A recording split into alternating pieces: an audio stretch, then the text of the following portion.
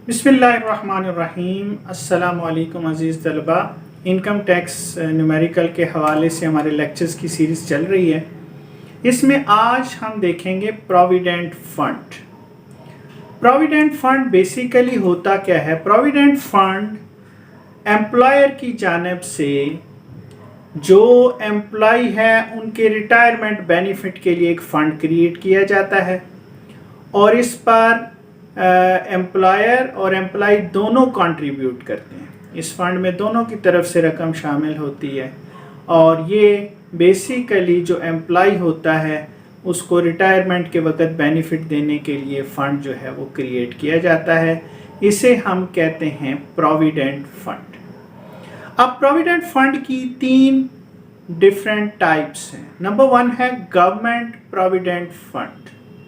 अगर किसी government institutions ने या सेमी गवर्नमेंट इंस्टीट्यूशन ने प्रोविडेंट फंड बनाया हुआ है और वो जो है गवर्नमेंट प्रोविडेंट फंड कहलाएगा।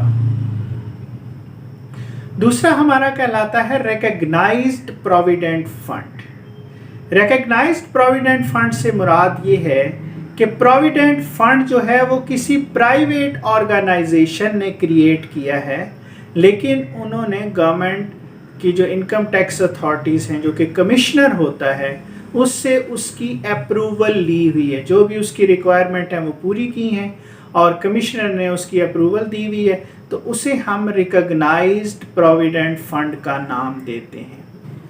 तीसरा हमारा कहलाता है अनरिकॉग्नाइज्ड प्रोविडेंट फंड, जो किसी प्राइवेट कंपनी ने क्रिएट किया हुआ है, लेकिन उसने की अप्रूवल जो है वो कमिश्नर ने नहीं दी हुई, या आप ये कह सकते हैं कि बेसिक रिक्वायरमेंट पूरी नहीं थी या उन्होंने एप्लीकेशन ही नहीं दी और उसके बगैर उन्होंने अपने तौर पर जो है वो प्रोविडेंट फंड क्रिएट किया हुआ है और वो अप्रूव नहीं है, तो इसे हम अनरिकॉग्नाइज्ड प्रोविडेंट फंड कहते हैं। तो 3 टाइप्स हो गई: government provident fund, recognised provident fund और अनरिकॉग्नाइज्ड प्रोविडेंट फंड।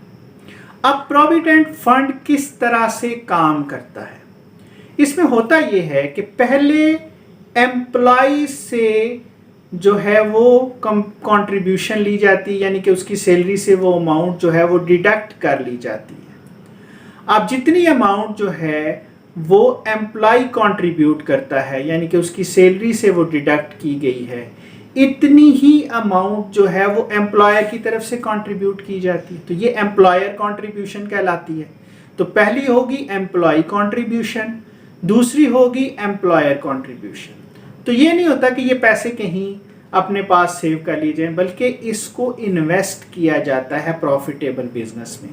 कहीं पर भी जो है वो उस ऑर्गेनाइजेशन की तरफ से ये अमाउंट इन्वेस्ट होती रहती है।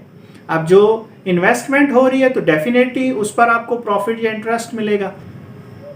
चौथा पॉइंट है हमारे पास प्रॉफिट या इंटरेस्ट क्रेडिट। अब जाहिर है जब आपने ये अमाउंट इन्वेस्ट की है किसी भी प्रॉफिटेबल बिजनेस के अंदर, तो वहां से आपको प्रॉफिट या इंटरेस्ट जो मिलेगा तो ये शामिल हो जाएगा। अब 4 पॉइंट्स हो गए: एम्प्लॉय की कंट्रीब्यूशन, एम्प्लॉयर की कंट्रीब्यूशन, ये अमाउंट इन्वेस्टमेंट कर दी जाती है और इन्वेस्टमेंट के ऊपर फिर इसके ऊपर प्रॉफिट जो है वो क्रेडिट या इंटरेस्ट क्रेडिट होना शुरू हो जाता है। अब जब एम्प्लॉय रिटायर होता है तो ये पैसे उसे इकट्ठे दे दिए जाते हैं। इसे हम कहते हैं अकामुलेटेड बैलेंस, जो उसे दिया जाता है।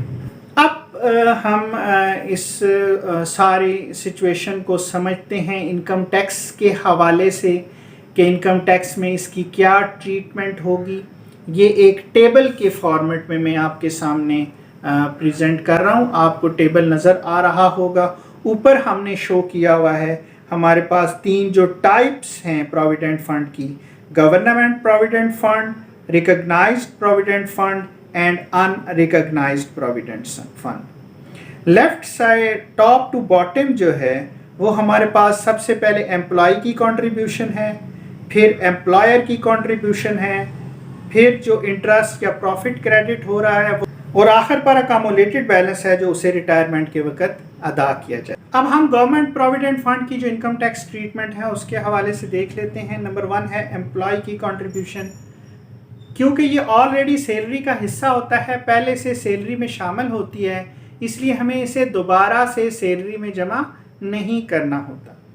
और बाकी जो एम्प्लॉयर कंट्रीब्यूशन है, इंटरेस्ट या प्रॉफिट क्रेडिट है या रिसीट ऑफ अकोमोलेटेड बैलेंसेस है, तो ये नॉट इंक्लूडेड, यानी कि इन पर आपको टैक्स पे नहीं करना पड़ेगा क्योंकि ये गवर्नमेंट प्रोविडेंट फंड है। दूसरा है हमारे पास रिकॉग्नाइज्ड प्रोविडेंट फंड, वो प्रोविडेंट फंड जो किसी प्राइवेट ऑर्गेनाइजेशन ने क्रिएट किया है और उससे कमिश्नर से उसने उसकी अप्रूवल ली हुई है और उसने अप्रूवल दी हुई है, तो ये रिकॉग्नाइज्ड प्रोविडेंट फंड है। तो इसमें एम्प्लॉय की कंट्रीब्यूशन ये ऑलरेडी इंक्लूडेड होती है, दोबारा से शामिल नहीं करनी होती। एम्प्लॉयर कंट्रीब्यूशन तो इसमें एग्जेम्प्ट है up to 10% of salary, exemption है, यानी कि इस अमाउंट तक इस पर टैक्स नहीं देना पड़ेगा, इससे ज़्यादा होगी तो टैक्स देना पड़ेगा।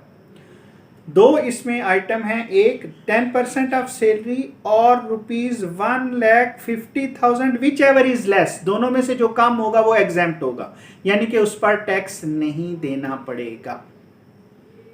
इसको आप इस तरह से समझ सकते हैं कि फॉर एग्जाम्पल उसकी जो सैलरी बन रही है एनुअल वो 20 लाख रुपीस बन रही है, तो 20 लाख का हम 10% लेंगे तो ये आ रहा है 2 लाख, तो 2 लाख और दूसरी रकम है 1,50,000, तो दोनों में से कम कौन सी हुई? 1,50,000, तो 1,50,000 एग्जेम्प्ट हो जाएगी। तो इससे अगर ज़्यादा होगी तो जितनी ज़्यादा है वो आपके लिए टैक्सेबल हो जाएगी और वो आपकी टोटल सैलरी में जमा होगी और उस पर आपको टैक्स पे करना होगा। आगे है जी इंटरेस्ट या प्रॉफिट क्रेडिट, इसमें भी दो ऑप्शन है, इसमें भी एग्जेम्पशन है। 16%, यानी कि जो प्रॉफिट रेट है वो 16% और 1/3 ऑफ द सैलरी, जितनी सैलरी बन रही है उसका 1/3 तीसरा हिस्सा आपने लेना। तो विच एवर इज लेस, दोनों में से जो कम होगा उस पर आपको एग्जेम्पशन मिलेगी, उतनी अमाउंट पर आपने टैक्स नहीं देना, और अगर उससे ज़्यादा रकम आपको वसूल हुई है इंटरेस्ट या प्रॉफिट की सूरत में, तो जितनी रकम आपको ज़्यादा वसूल हुई है उस पर आपको टैक्स देना पड़ेगा और वो आपके लिए टैक्सेबल है। और क्योंकि एम्प्लॉयर की कंट्रीब्यूशन पे भी टैक्स लग चुका है, इंटरेस्ट पर भी टैक्स लग चुका है, लिहाजा जो अकामुलेटेड सरप्लस आएगा आपके पास, अकामुलेटेड बैलेंस आएगा आपके पास, उस पर फिर आपको टैक्स नहीं देना होगा और उसके लिए हम नॉट इंक्लूडेड, यानी कि वो टैक्सेबल नहीं है। अब आते हैं last, unrecognised provident fund. Employee की कंट्रीब्यूशन यहाँ पे भी सेम ही है। उसमें क्या है कि ये जो है वो टैक्स में ऑलरेडी सैलरी में क्योंकि शामिल होती है, लिहाजा इसे दोबारा से शामिल नहीं करना होता। अब यहाँ पर ना तो एम्प्लॉयर की कंट्रीब्यूशन पर टैक्स लगेगा, ना ही इंटरेस्ट या जो है प्रॉफिट पर टैक्स लगेगा।